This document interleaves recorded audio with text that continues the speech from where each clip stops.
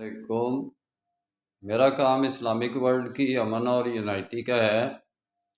Islamic world کی امن اور یونائٹی ہر پلیٹ فارم پر، دنیا کا کوئی بھی پلیٹ فارم ہے تو اس میں اس کی اتنی زیادہ پاور بن جاتی ہے اس کی یونائٹی سے کہ اقوام متحدہ کے اندر اگر کسی بھی ٹاپک پہ یہ واک آؤٹ کر جائے، اسلامک کنٹری جتنے بھی ہیں ان کی اگر ایک پالیسی ہو، ایک جان ہو، جیسے انہوں نے اسلامک سربراہی کانفرنس بنائی ہوئی ہے، تو یہ کسی بھی پرپس پہ واک آؤٹ کر جائیں۔ جیسے کہ یوکرائن کا پرپس ہے، چاہے یہ اسلامک ورلڈ کا نہیں ہے لیکن رشیا نے وہاں جارحانہ حملہ کیا ہے اور یوکرائن پہ ظلم کیا ہے، لیکن پاکستان کے جرنلسٹ یعنی کہ بالکل ڈیڈ سلو، بلکہ ڈیڈ ہوئے ہیں، اس معاملے میں بالکل نہیں بول رہے۔ کل کو رشیا کسی اور سٹیٹ پر، قریبی پر حملہ کرے گا، پہلے اس نے پاسٹ میں کتنے، آپ کو پتہ ہے central Asian states, Islamic states پر کتنا کیمیکل ویپن اس نے استعمال کیا ہے۔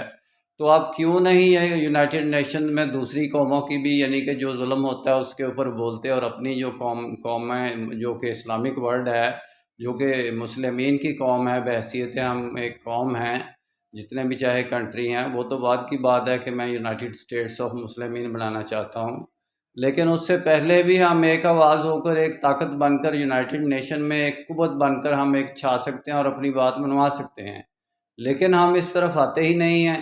تو یونائٹڈ نیشنز اپنے چارٹرڈ کے مطابق بھی بہت سلو ہے، ڈیڈ سلو ہے۔ میں اس کے کام پر بھی ایگری نہیں ہوں، ڈس ایگری ہوں، کہ یعنی کہ کشمیر کے متعلق کتنی قراردادیں وہاں پاس ہوئیں لیکن ان کو رائٹ آف سیلف ڈٹرمینیشن نہیں ملا۔ تو اس کی بنیاد پر سب سے پہلے ہماری یونائٹی ہوگی تو ہمارے ریزولوشن میں پاور ہوگی۔ ہماری یونائٹی نہیں ہوگی تو ہماری کسی قرارداد میں جو یونائٹڈ نیشن میں ہم پاس کریں گے یا پیش کریں گے، اس کی ویلیو بالکل یعنی کہ نہیں ہوگی، اس کی نہ ہونے کے برابر ہوگی۔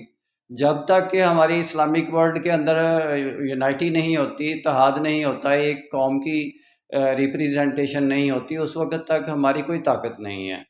میرا کام اسلامک ورلڈ کی امن اور یونائٹی کا ہے۔